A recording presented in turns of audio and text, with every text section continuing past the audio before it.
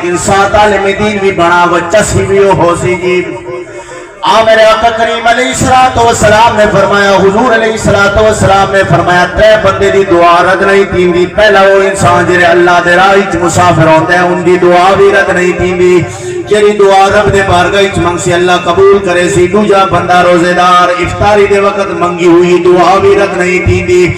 تیجا بندہ ہوئے او والدین جرے اولاد دے حق کی دعا مندین انہاں دی دعا بھی رد نہیں تیندی میرے آقا کریم علیہ السلام دوجے مقام دے ہوتے مسجد نبوی ہے منبر دے ہوتے چڑھ دے پین پہلی سیڑھی تے چڑھے حضور علیہ السلام نے آقا آمین دوجی سیڑھی تے قدم رکھا میرے آقا کریم نے فرمایا آمین تریجی سیڑھی تے قدم رکھا میرے آقا کریم علیہ السلام نے فرمایا آمین صحابہ کرام عرض کرنے لگے یا رسول اللہ یا حبیب اللہ پہلے بھی منبر تے چڑھ دا ہوندے ہیں پہلے بھی منبر تے قدم رکھیں دے ہوندے ہیں اسا تہینے نہیں سنا جو دعا کے آمین آج کوئی اندازی بھی ہو ہے آج کوئی اندازی عجیب قسم دا ہے پہلے سیڑھی تے قدم رکھا تسا فرمایا آمین دوجی تے رکھا تسا فرمایا آمین تریجے تے قدم رکھا تسا فرمایا آمین میرے آقا کریم علیہ السلام نے فرمایا میرے صحابہ جنہیں ویلے میں پہلے سینے تے قدم رکھا جبریل نے دعا کی یا اللہ وہ شخص کو تباہ فرما جس نے اپنے والدین کو بڑھاپے دے اندر پایا تو انہاں خدمت نہیں کی تھی جبریل کو دعا دے ونالا امینہ کنالا مصطفیٰ ہے وقت میں پہلی سیڑھی تے قدم رکھا جبریل نے بدعا دیا اللہ ان شخص کو تباہ فرما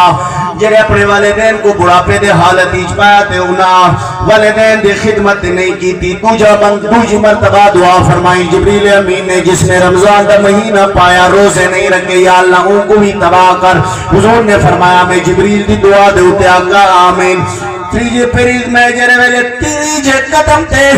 منبر تے تریجے سیڑھی تے قدم رکھا جبریل نے دعا فرمائی یا اللہ ان کو بھی تباہ فرما جرے مصطفیٰ دنا سن کے ان دوتے درود نہ پڑے ان کو بھی تباہ کر حضور نے فرمایا میں آقا آمین ذرا غور کرنا یار